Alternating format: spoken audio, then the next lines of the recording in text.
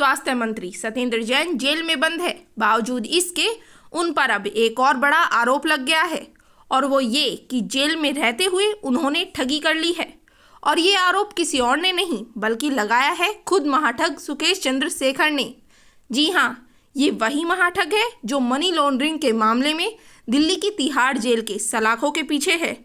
आपको बता दें, महाठग सुकेश चंद्रशेखर ने दिल्ली के उपराज्यपाल विनय कुमार सक्सेना को एक चिट्ठी लिखी, जिसके बाद से सियासी भूचाल आ गया।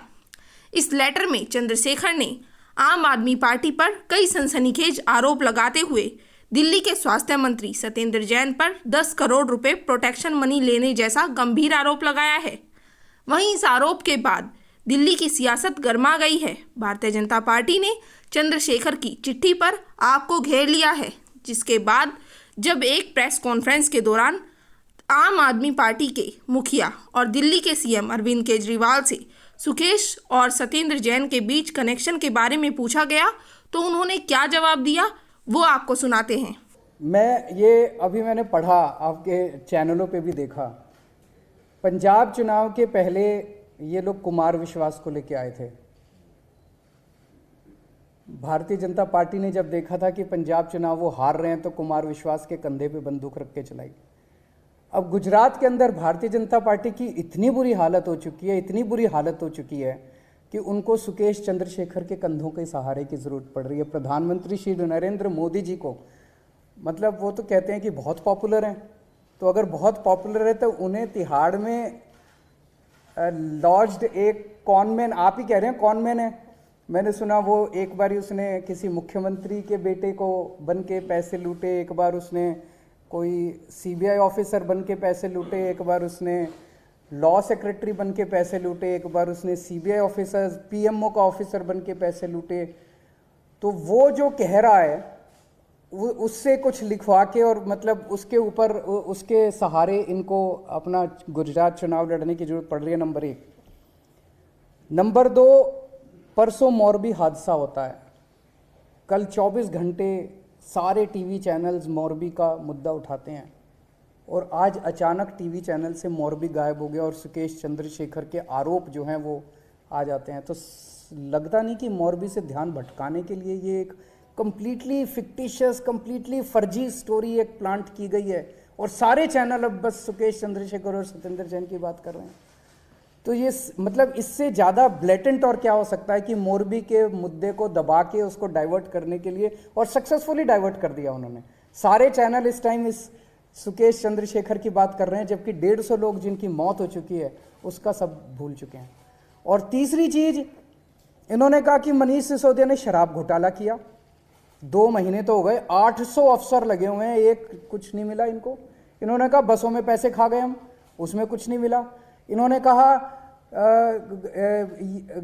सड़कों में घोटाला हो गया। इन्होंने पता नहीं कितने आरोप लगाए, अभी तक तो किसी आरोप में कुछ नहीं निकला। तो सारे आरोप इनके मनगढ़ंत हैं, सारे आरोप फर्जी हैं लोगों के।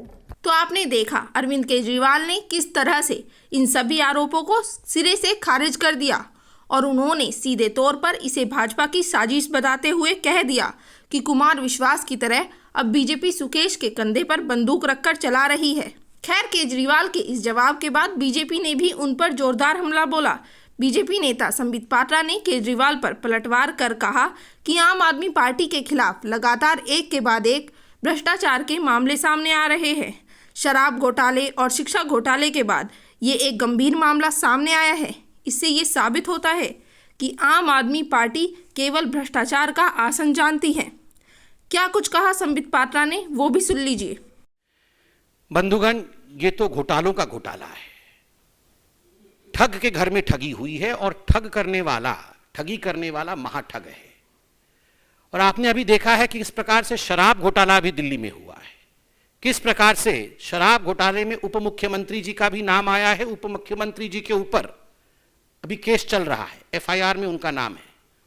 ये कहते हुए अतिशयोक्ति नहीं होगी कि चंद दिनों के अंदर हम तिहाड़ जेल के अंदर शायद ये पंक्तियां सुन सकेंगे, जब मिल बैठेंगे 3 यार, जब मिल बैठेंगे 3 यार, गूंजेंगी तिहाड़ की दीवार, हमने मिलकर किया भ्रष्टाचार, भ्रष्टाचार, भ्रष्टाचार।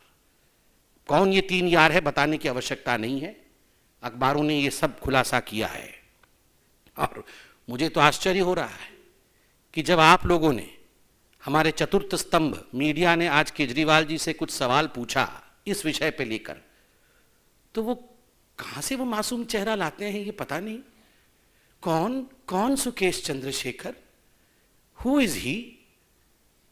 मतलब पूरे अंदर से आवाज जैसे सच में जानते नहीं है सुकेश चंद्रशेखर। 50 करोड़ रुपए लेके बोल रहे हैं हु इज सुकेश चंद्रशेखर, कौन है वो? इस प्रकार से उद्गार किया। अरे भ्रष्टासन, एक ही आसन जानते हैं अरविंद केजरीवाल जी और उनके पार्टी के लोग, भ्रष्ट आसन, और कोई आसन इन्हें नहीं आता है। ये क्या योगासन की बातें कर रहे हैं? जब से सरकार में आए हैं एक एक करके खुलासा हो रहा है, द ओनली आसन दैट द आम आदमी पार्टी नोज इज भ्रष्ट आसन और कुछ नहीं। और भीख का कटोरा, क्या बोल रहे थे कि मैं भीख का कटोरा लेके निकलूंगा? अरे कहां का कटोरा? कटोरा में कहां से जगह होगा 50 करोड़ रुपए? ये कितने हजार करोड़ रुपए तो आपने मार लिए एक्साइज ड्यूटी से, और ठगों के घर से आप 50-50 करोड़ रुपए ले रहे हैं। और कटोरा, बोरी बोलिए, बोरी में पैसे बंद कर करके मैं इकट्ठे कर रहा हूं, ये बोलिए केजरीवाल जी। ये आप जनता को ठगने का जो काम कर रहे हैं, जनता जनार्दन ये सब जानती है। इसका जवाब आने वाले दिनों में जनता जनार्दन आपको देगी। बहरहाल सुकेश के इस पत्र पर एक तरफ जहां सियासत गर्मा गई है और विपक्षी दल लगातार केजरीवाल सरकार को घेर रहे हैं, वहीं दूसरी तरफ केजरीवाल सरकार ने इसे बहुत हल्के में टालते हुए इसे बीजेपी की साजिश करार दिया है। फिलहाल कौन सही है कौन गलत, इसका पता तो मामले की पूरी जांच के बाद ही चल पाएगा। लेकिन इन सब से एक बात साफ जरूर हो गई है कि महाठग सुकेश की चिट्ठी से शुरू हुई ये सियासत इतनी जल्दी नहीं थमने वाली। ब्यूरो रिपोर्ट, पैंकर न्यूज़।